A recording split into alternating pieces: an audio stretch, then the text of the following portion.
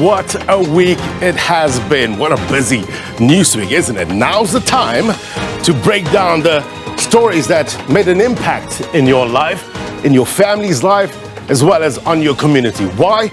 You know the drill by now, because it's topical.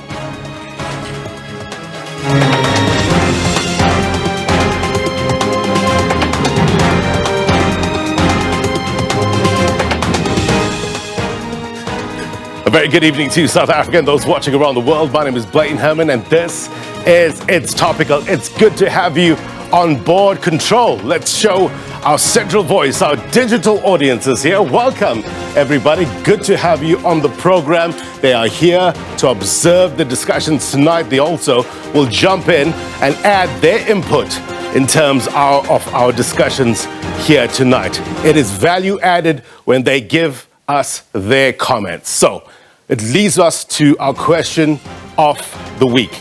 Social media.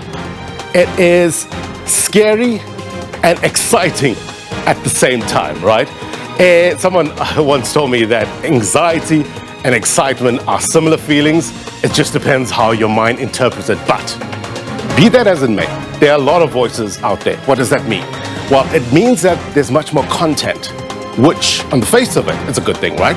But there are dangers. Traditional media, it still holds the added value of journalistic rigor. But to what extent does that apply to social media, and how safe are children online? Which leads us to this question of the week. What measures have you implemented to protect your children from the dangers of online activity? Follow me while I get you some facts. So it's not all bad, right? There's a world of content out there which can be used in a good way as well as a negative way.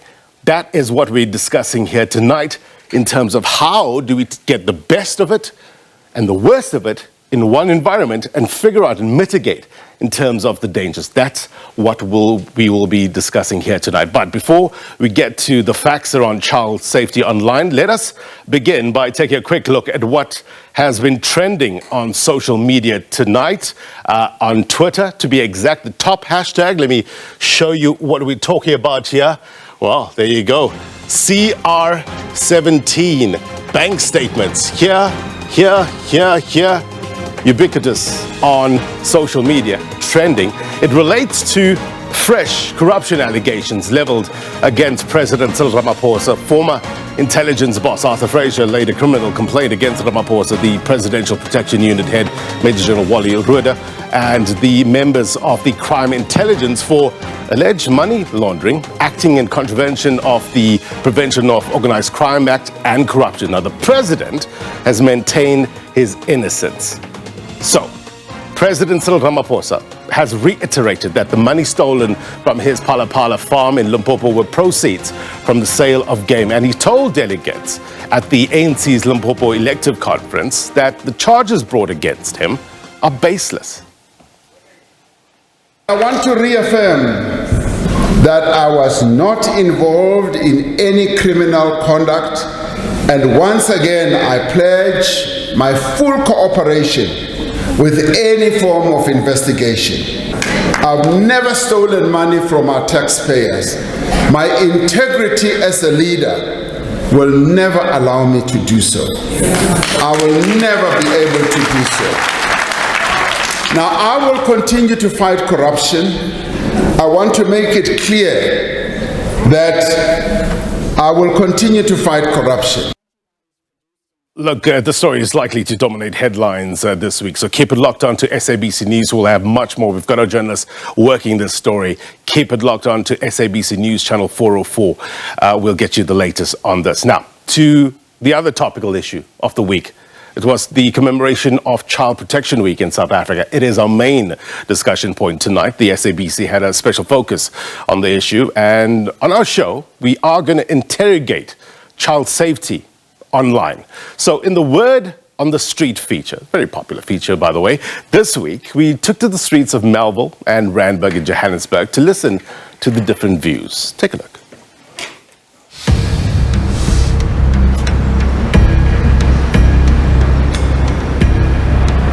It's Child Protection Week. how safe is your child online? It's not really safe. Yes, there are advantages of them being online pertaining to their work, schoolwork, homeworks. Yes, it will help them. But then there are pedophiles outside. Children can interlink with the wrong people. I don't believe our kids should have access to the internet, Facebook, Twitter, Google until the age of 18. There's definitely not enough rules and things in place to ensure that children don't view things that are not necessary for children to view. Life is very scary and there's a lot of dangers out there. It's difficult, children are sneaky and they can go online at certain cafes, have free access, the library's got free access, so you can't watch what your children are doing.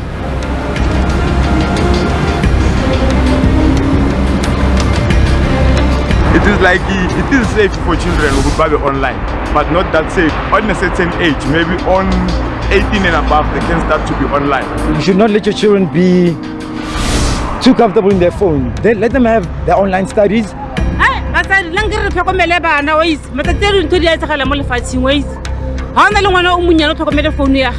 Social media is step on one, and already step on one. Social media is one as concentrate.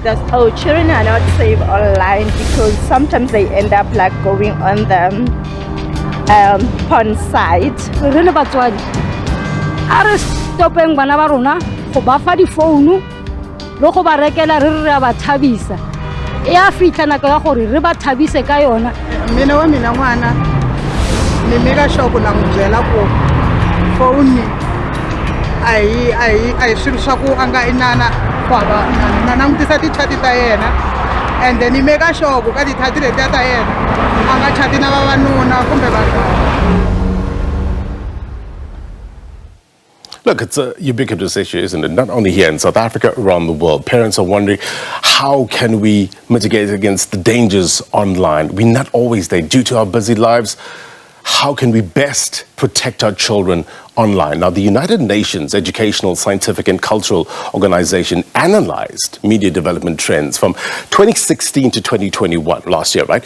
And what they found is that social media users nearly doubled from 2.3 billion in 2016 to 4.2 billion in 2021. Now, context.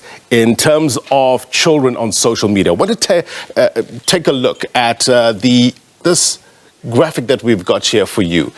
It will illustrate really well in terms of some of the dangers that children are facing. It's called the SA Kids Online Study Survey, and it's by UNICEF. It was done last year. Shocking findings, actually. Findings: 70% of children surveyed use the internet without parental control. Concern.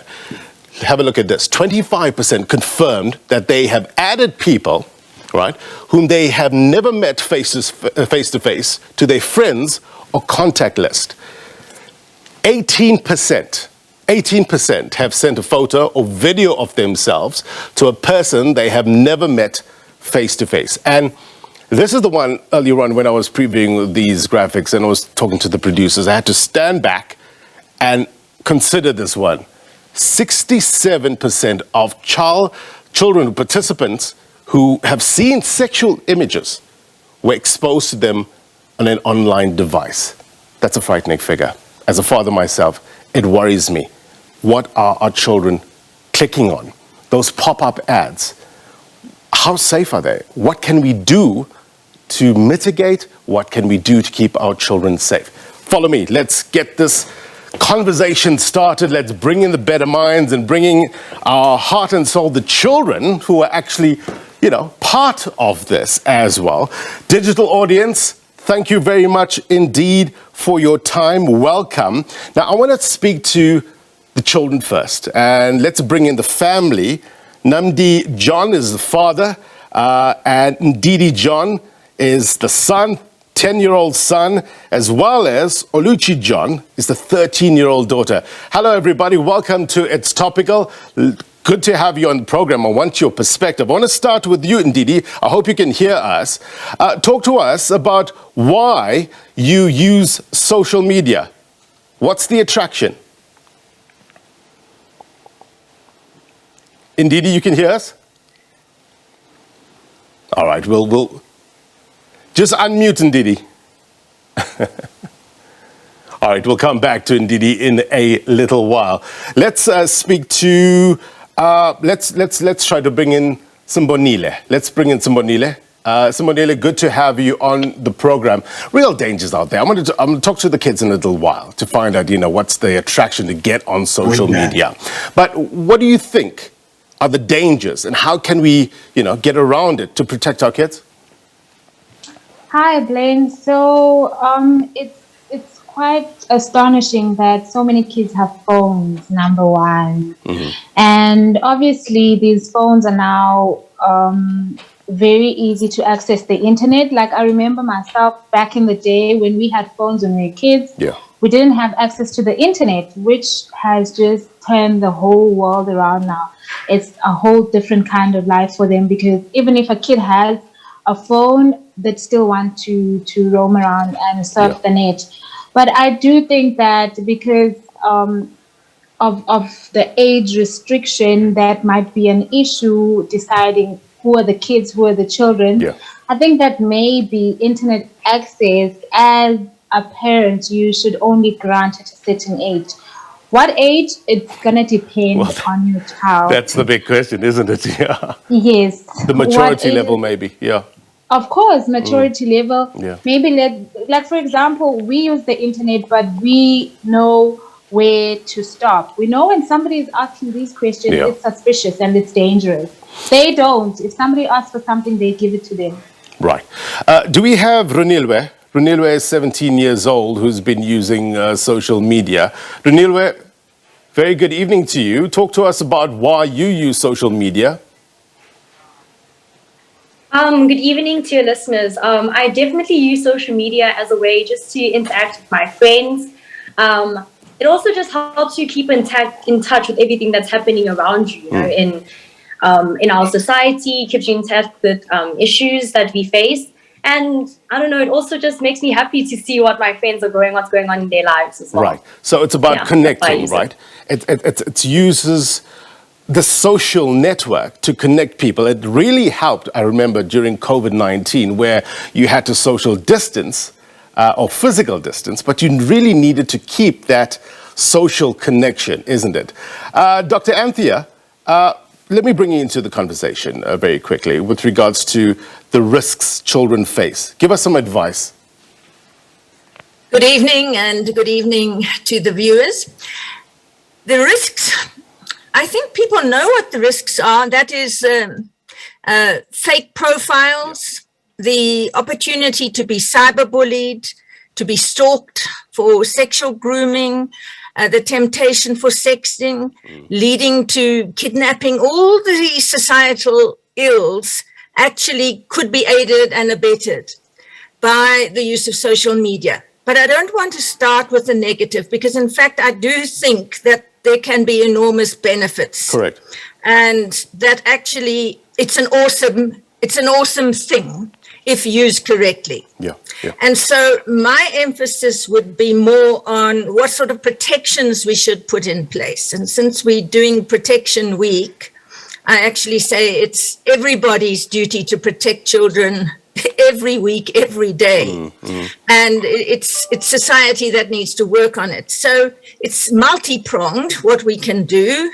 And we've got families that I do believe are the starting place, the parents, the caregivers. That's where it's really got to begin. And I think parents are not very well informed about what's going on behind the scenes. And so I think parent education is actually quite important. There is a very useful YouTube video which interviews parents of this generation and children and the children have said the parents are clueless. That's what the parents have said. Yeah. Somebody else has called it a big porn box. So really some quite frightening things. This YouTube is childhood 2.0. Right. And it's very enlightening. And there are other enlightening things that parents could access themselves so that they can bring in protections. Right. Doctor, just pause that thought. I want to bring in the John family. John family, just wave if you can hear me. All right, let's bring them into the conversation. Please unmute. I want to get your sense, Dad, firstly. Namdi John, you heard what Dr. Anthea was saying with regards to some parents that are not aware of their social media, their child's social media presence. Talk to us about how you're on top of your game in terms of that. You've got a 10-year-old, you've got a 13-year-old. Yeah, thank you very much. I think, first of all, what I would want to say here is we need to take away emotional issues when it comes to our kids and technology, where parents tend to fail the kids and what they do on internet is when they feel that taking away those technology and those gadgets makes their children unhappy. So I think that's the first thing that parents also have to deal with, their emotional confidence when they're dealing with their children. Right. So I believe we start from there as a family, going into our children's activities on the phone and trying to also educate them about those predators that always profile themselves at their age and those that want to take advantage of them. Right. So I think from the parents' part, I would say parents need to take away their emotional issues and deal with these children. Let's just to get what we're doing. Let's test that. Let's bring in young 10-year-old Ndidi as well as Oluchi. Ndidi, let's start with you. You are 10 years old. You are my son's age, by the way. And the other day he came to me and says, Dad, I need to get my stuff out there. I need to get my content out there. 10 years old. Get me on Instagram. Get me on Facebook. Get me on Twitter. Get me on YouTube.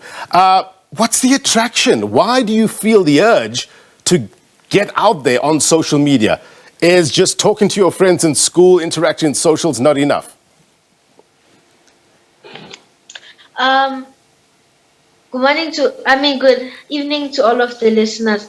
I think it's sometimes you just want to go online, maybe to post videos or maybe watch videos, because sometimes, like, let's say your friends are not there, what can you do? But then I feel like maybe if you're 10 years old, I feel maybe YouTube is fine. Instagram, Facebook, and those other ones, and those other apps at the age of 10 don't think it's good. Right. Olichi, you agree? 13 years old? I feel that in terms of your using social media, I think the attraction towards it is more like trying to be famous, because we see these social media influencers driving fancy cars, having these expensive phones, wearing these expensive clothes, and you want to be like them. But at the same time, there's a lot of things on social media, like showing off your work. Right. Like if you're a fashion designer, you're posting all the work you're doing. Or if you are an interior designer or an upcoming interior designer, you're just showing all your work online. Right. And I feel like it's a way of, like, Instagram, Pinterest, all of those things. I've gotten a lot of inspiration from it. It's unlocked my creativity, if I'd say that. Yeah. I've learned a lot from social media as is. Let's bring in, thank you very much, Oluchi. Kamkhelo, is Kamkhelo with us? He's a 17-year-old. And I want to get the take of Kamkhelo. Are you with us? Just unmute. Yes, I am. I can hear you. Thank you so much. Kamkhelo, tell us with regards to some of the dangers that you have come across or you have experienced on social media. There are issues of, this constant comparison. If I don't get liked, I'm not worth it. That picture is not worth it. That picture is docked so much anyway that you try to portray the best part of yourself, right? But what's the risk? What is the other side of that? Well, what you're saying is true. There is a certain pressure when you publicize the content that you're posting, that if people don't see me in a certain way, then my picture isn't, worthy or, whatever. But as personally, I haven't experienced anything like that. But I'd say it does affect self-esteem. It affects how teenagers see themselves. It affects how they portray themselves. They can't express who they really are. And it affects their mentality. And if they are not liked socially, then it affects how they live their life. That's where they get depression and all those things come into play. So. Thanks, Kamhelo. Onilwe, let's talk to you. Do you have similar issues with regards to being on social media? What are your peers talking about? Is this constant feeling of want to be accepted on social media a big part of a 17-year-old? I understand you're 17, right? No, I'm actually 12. You're 12? Oh my goodness. No. Yes. Go ahead, talk to us. I think social media is a very big problem because some of my peers get to that stage where they're like, I want to be like this person, and yet they don't know what this person is going through. So wishing to be someone else is a very big step, according to me. And social media can be very dangerous. For example, you can go onto the app called TikTok and you can find wrongful content on there. How I know this is because my little sister has TikTok, and scrolling through it is very scary because you don't know what she's going to see, when she's going to see it, and what is happening into the video. So the reason why I say that is mainly because it can lead to very dangerous things. Like in the past year, 2021, we've seen so many things of cyberbullying on social media, on like Instagram, on WhatsApp, on Facebook. And it can lead to someone committing suicide, especially when it comes to teenagers. And that's why it's a very big problem. Great, insight. It's the body imaging issues, the social comparisons, the feeling that I'm not attractive if I don't get the likes or if I don't get those hearts on Twitter. It plays a part in the psychology of a child. Poluso, talk to us. You are titled as a child human rights defender. Your experience with regards to social media and how can we stay safe? Good day to you all. My name is Mila Poluso. I'm a child human rights defender from Save the Children. The dangers of social media that we have come across is that children viewing inappropriate content, which may result in scary psychological effects. Like, for example, when a child is exposed to sexual content and then they are underage, it can lead to damage the mind and teach children wrong things. So I would say that these social media platforms should introduce policies that are able to restrict children from viewing such content and protect them from such violence. Right. Look, it's a major issue. It's about getting ahead of the game, isn't it? Being aware of it, not just sweeping it under the carpet. It's about talking about it. I guess what I'm getting at is parents just need to talk to their children and advise them in terms of the do's and don'ts, the rights and wrong. Let's bring in Renilwe. Renilwe, are you here? Renilwe is, I'm afraid to say your age now because I got Onilwe wrong. Renilwe is not yet. All right. Melo, let's... I am here. Renilwe, there you are. Thanks for joining us. Talk to us about some of the pressures on social media and how you are getting on top of it, or how your friends, what's the talk on the ground in terms of, this is not the be-all and end-all. There is life after social media. What's your take? I mean, yes, many of my fellow peers here have said that there are a lot of pressures. I mean, pressures to look a specific way, to post a specific type of content, to get a specific amount of likes. And I have experienced that, of course, but then I feel like with age, it becomes something that you don't really care about anymore. You know, I just post for myself.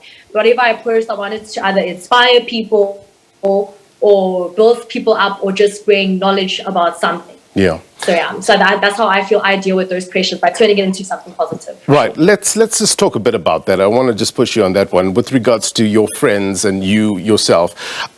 Would you say they are able effectively to distinguish between the real world and the world online?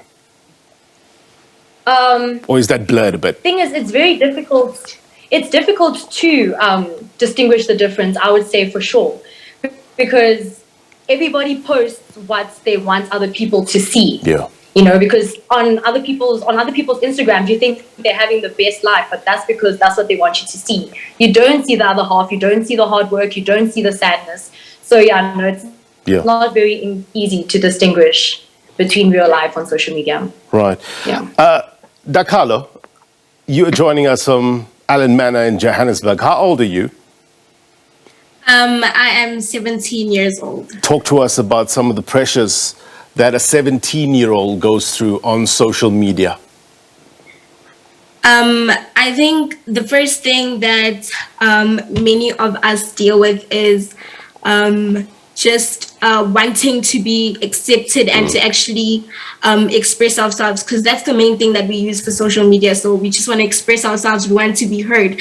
But the main pressure that we deal with is the types of life, what Renee was saying, how we see other people living their lives. That's the type of pressure that we face. So we want to be like them, we want to have a good life like them, but then only to find out that it's not actually a reality. It's a front that they are putting up. So I think that's one of the pressures. It's just you see people posting certain things and you also want to have that, or you want to do the same things that they're doing. So I think that's one of the main pressures that people or us as teenagers face. Look, I'm really enjoying this conversation. I just want to check with Control. Do we have enough time, or can we continue with the conversation?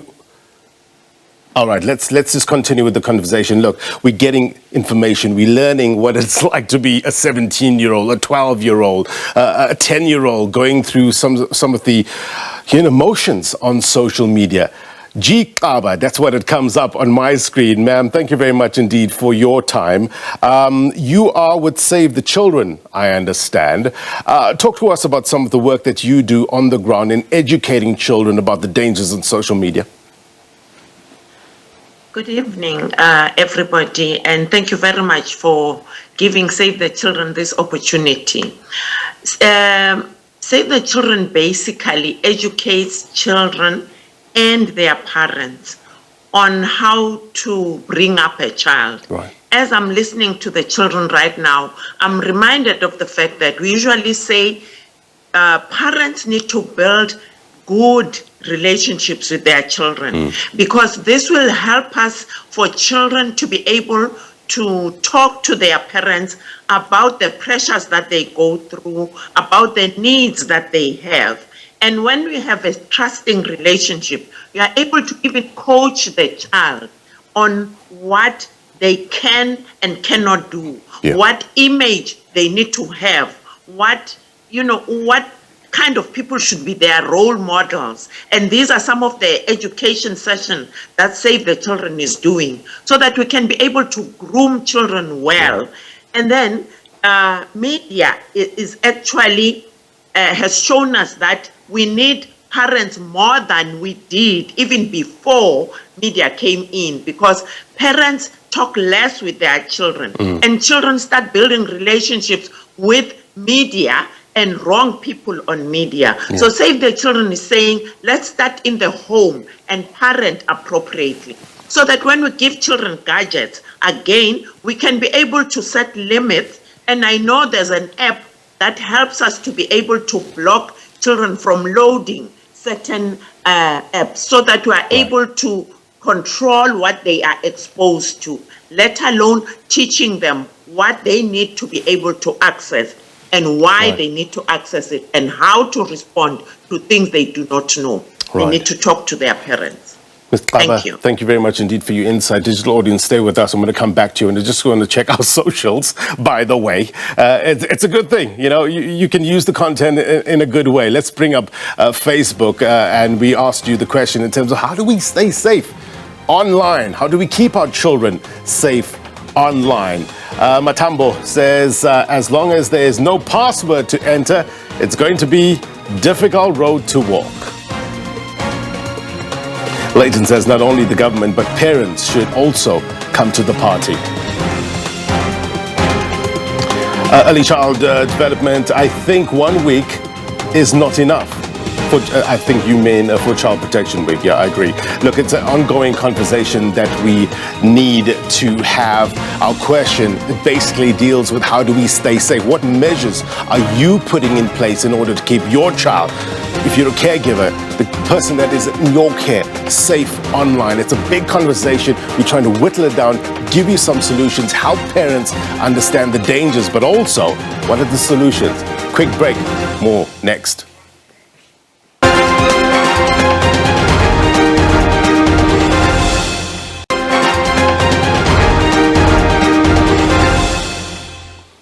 Welcome back. You're watching It's Topical. It's a program that puts you, our viewers, at the center of the discussions.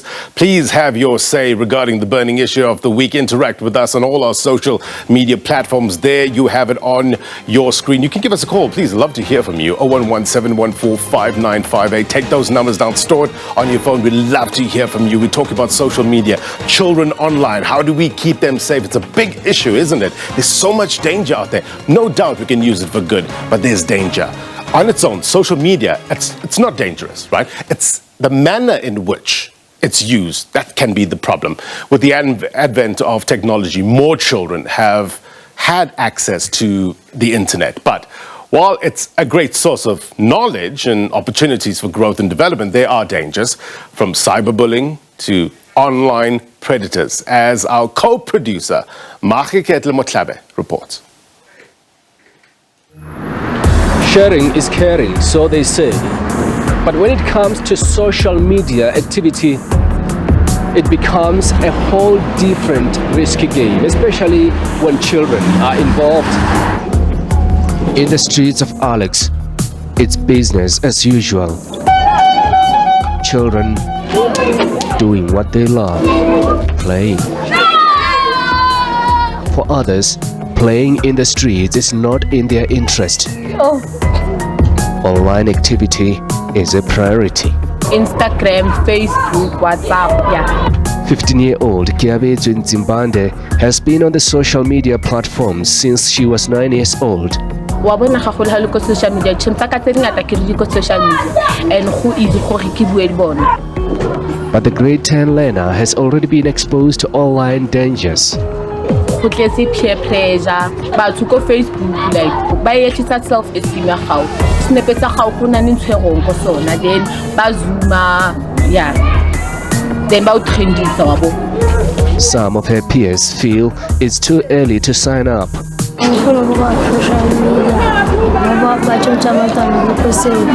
Even like at school when they come with phones, I feel like it's not okay because they don't focus on their books, they focus on their phones. Shaida Omar knows better than most the devastating impact of cyberbullying. She has counseled teens who are depressed at her teddy bear clinic. We've actually seen cases where victims of that kind of bullying have resorted to self-destructive behavioral patterns, and what those self-destructive behavioral patterns are, that is either substance abuse, alcohol and drug abuse, and in severe cases we've even seen completed suicides of young children. So it is a reality. And a piece of advice to parents: children can easily struggle to keep up with inappropriate online content. Unacceptable behaviors. And any suspicion must be dealt with early. There needs to be limits set in terms of specific times when children will have access to the internet, but also for parents to use some kind of filter, some kind of software where they can monitor that children are not transgressing or able to open certain platforms. It's a parental advice which, if ignored, could potentially compromise a child's future education, leaving their career opportunities hanging by a thread. For its topical, Amara Keta Mhlave, SABC News, Alexandra, north of Johannesburg. What can I say? It's storytelling at its best, isn't it? Our Makiketle Motlabe there, helping us understand the issues on the ground, possible solutions you heard there. I want to further this conversation. Director of Social Cohesion at the Department of Education, Liko Botoman, joins me live, as well as we have our digital audience. Thank you very much indeed, all of you, for joining us. Let's bring you into the conversation, Mr. Botoman, with regards to the issues of depression leading to suicide, symptoms of an over-reliance of the need for validation on social media.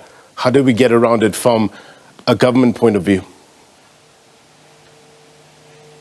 Thank you so much, Blaine, for having me this evening. And I've been listening to some of the accounts that children and families have been giving earlier this evening. And I think I think we all realize that the issue of cyber safety, online safety, and the responsible use of social media is indeed becoming a problem.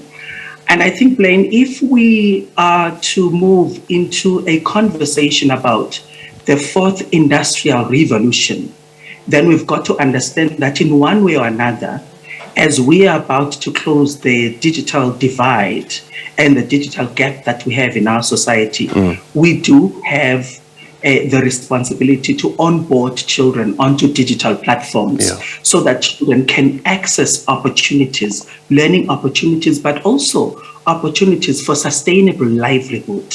However, because they are children, we also have a responsibility to ensure that we cushion that with knowledge about online safety and responsible use of social media. But how are we doing that at a practical level? I mean, these children, they start off so young. I was just talking to our makeup artist earlier on. She has a 2-year-old going on 3 and was clicking on certain pop-up ads. It's dangerous, but we need it to educate these children, because you were saying that this 2-year-old is learning so much from being online. What is government doing in order to educate at a basic education level? So we've got a couple of levers of change that we're using to drive the messaging around responsible use of social media. For example, in our life orientation curriculum, we've got an offering that we call comprehensive sexuality education. And I think you'll recall the havoc that it caused when people started to learn about it. But this is where, Blaine, we have an opportunity as the Department of Basic Education in our entire education system to be able to give children information that is self-protective, that will be able to protect them.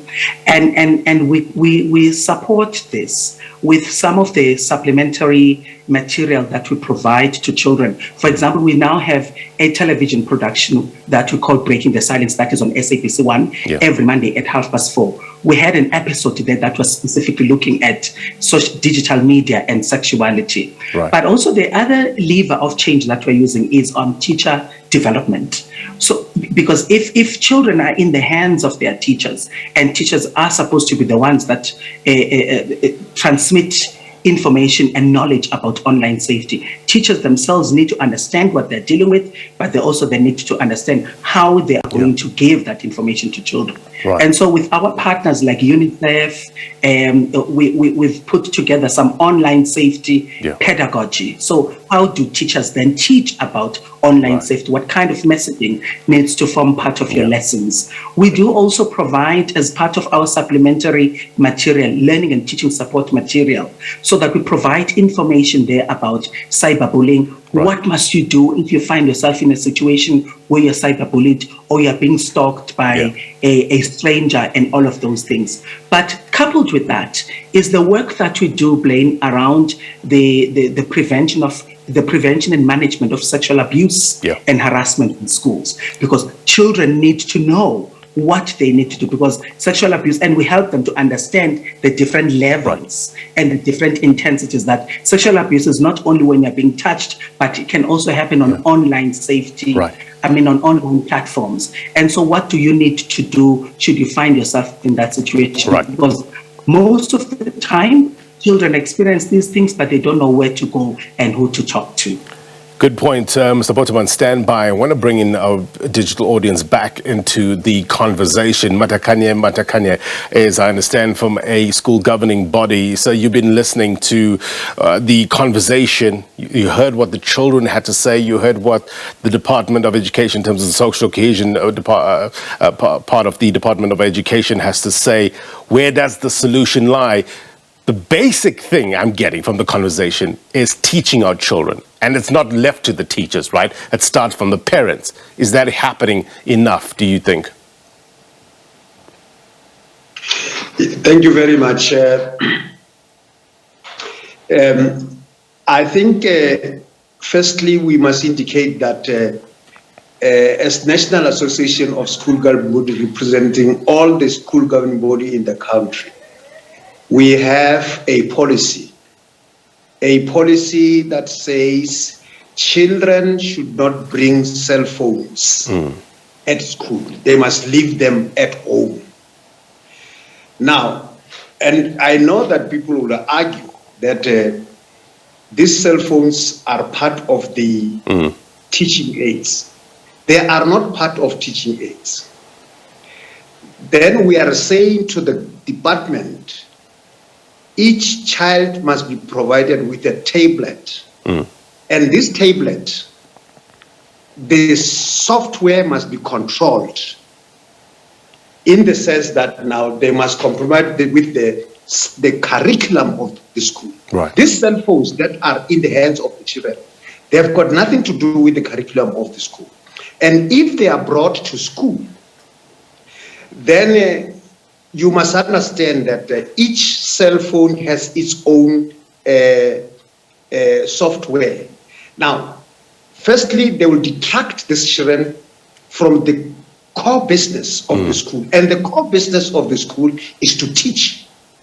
Now, if a child's concentrated on her phone or his phone is distracted from what the teacher has to do in the work. And not only that, at times they take photos. At times there is this cyberbullying and all those things. Then it goes into the child's head. So we are saying, and it affects learning. Cell phones that must be allowed in the schools must be from the Department of Education, so that the software is controlled. But at the same time, if they have any work to research from cell phone, it must be at home under the supervision of their parents. Their parents must be sure that now they supervise these children when they do research with their phones at home, so that we start teaching these children that yes, this gadget is good, but these are the rules. Let's bring in Rian van der Berg. Rian, appreciate your time.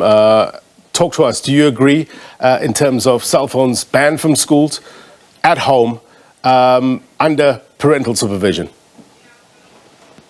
Yeah, I don't think we should ban cell phones from schools. I love my friend Tate Matakanye, but I think it's a difficult thing because children would have phones after hours in any case. I think the biggest challenge we have is that most content is being consumed via cell phones.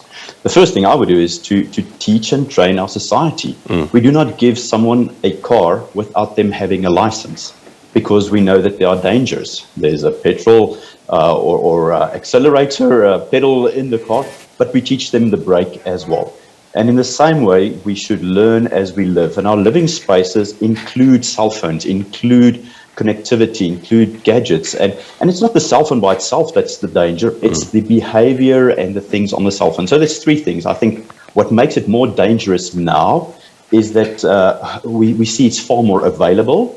That's the first A. The second one, it's far more accessible. So the dangers are coming to you, and it's affordable. So we've got to address those issues, the availability and accessibility, and manage those.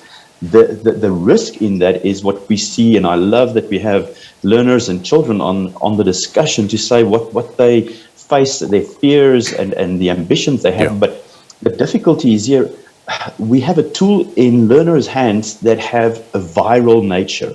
It's not one photo that you print and you give to one person. It has the nature of going viral. It has the nature of being permanent. So you've got to know what you do there. You've got to live with for the rest of your life. And then the nature of it being anonymous. It's so easy to speak to someone that you don't know. So we've got to teach values, teach character, and teach behavior in a lot of ways. The second step is, I think we've got to look at, where do children get phones? Parents are upset if their kids do something on a phone, but 9 out of 10 children with the phone it's like, my kid just did something bad on the phone that I gave him. So I think we've got to have a contract, a social contract between parents and learners to say, when you get a phone, what is the contract between us? No hidden passwords, no weird activity. I can take your phone anytime. You don't do anything on this phone that you don't do in front of your grandmother. And that sort of thing. So I think there's a lot of value system in the society that we need to really push hard, pursue. And then from a school side, I don't think it's worthwhile banning, because we're not going to take the problem away. We've got to teach kids to be good digital citizens so that they conduct themselves well after hours when they have the phone with them or the tablet with them in any case. Mr. Van der so Berg, I think a policy. We'll have to pause there. I need to take a break. Musa, I see you. Digital audience, just a reminder, if you need to jump into the conversation, raise your hand like what Musa did when it comes to you in a short while. Musa, stand by. Mr. Botterman as well, here from the Department of Education, Social Cohesion. Should parents be posting pictures of their children online? At what age do you think it's appropriate to go online? More answers. Quick break. Next.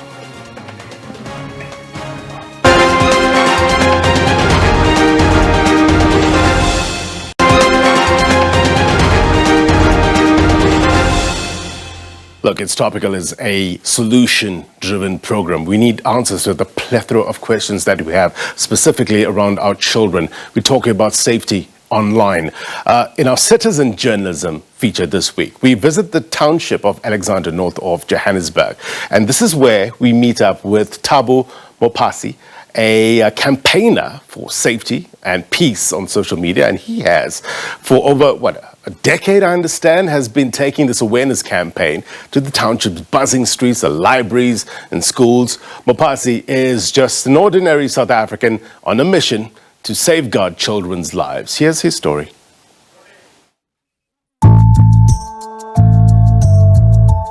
Issues of social media, they are very deep concern because of this a lack of civic education when it comes to issues of technology. I do believe that at some point we need also to educate some of the daycare centers, the schools about cyberbullying. Here there are 19 schools and in a population of about 750,000 people in a very short square mile area. So news flow very fast. And many of some of the schools, we have seen a trend where children are also taking their lives in Alexander Township, which of course is something that they share through social media. They also get some of the things which of course promote violence, violent stuff, sexual or pornography, as some of the children speak in a library here today, that they do get such information through using their phones. I was also trying to bring about awareness to children and open their eyes about that they must not just jump in and fancy phones, which of course can put them in a risky position. The solution to protect kids in such initiatives or things that happen like this using technology that is harmful, it's for us to educate them all the way. We need to always the time educate their parents and educate the community general. We need more programs on televisions, like SABC needs to promote such content for the parents to know more about the danger of cyberbullying and technology that is present today. Tabo, among the best of us, isn't it? Trying to educate our children in terms of keeping safe online. Digital audience still here. We also still have Liko Botoman, Director of Social Cohesion at the Department of Basic Education. So I'm going to come back to you, but let's go to Musa. He had a take. Look, we were talking about the issue of cell phones, whether to keep it in school, whether to ban it. Talk to us about your take. Where does the solution lie here in order to keep our children safe, Musa? I think the solution lies between the parents and the teachers from the schools. And then number one, because we have got 4 problems that our kids are facing when it comes to technology and cell phones. Number one, I will just mention 4 points. Number one will be cyberbullying, and then the second one will be the sexuality or the sexual content that is going on social media. And then number 3 is the lifestyle that we living and then that we putting on social media. For example, the luxury that we're putting over there, obviously we expose these kids to it. And then obviously the moment they start to admire it, then they want to get themselves into it. And obviously at that particular age, it becomes a problem if they can't afford it. And then the 4th one, maybe that will be the last, is the stranger communication, which I believe this one we can blame parents even more, because at some point we happen to post our kids on social media. For example, you can be a mom and then you post your kids there, maybe females who are maybe in the teenage, and you somehow maybe caption them, and then how would I put it? You just tag them on social media, and then strangers then happen to then now start communicating with them, and of which that can expose them in a very dangerous manner. Valid point. Mulalo, you have your hand up. Should parents be posting their children's pictures online? Thank you very much for the opportunity to contribute. My take on that is that as parents, it is our responsibility to ensure that the safety of our children is maintained at all times. And child protection is everyone's responsibility. So I would like to say that as a parent and also as a financial planning professional, we must ensure that we engage with our children. We normalize having conversations about what can go wrong in social media, so that when they experience those things, they can easily recognize it and say, Mommy told me about this, so I must be aware at all times. And another thing that was mentioned was about accessibility, availability, and affordability. And as a certified financial planner, I would like to say that sometimes we buy our kids cell phone just to prove affordability, and then we put that social pressure above the safety of our children. So as parents, we must take care of our children and not prove anything to society, because at the end of the day, it's you and the safety of your children. So no, we should not be posting them on social media, more especially without their consent. Thank you. No, I get it. And the kids put pressure on us as well as parents, isn't it? They want that cell phone. And if we don't give it to them, all hell breaks loose. But it's, you know, it's another conversation in terms of having with us as parents, in terms of being disciplined and keeping the line. Puluso, you wanted to chime in on this one. Jump in. Just unmute, Puluso.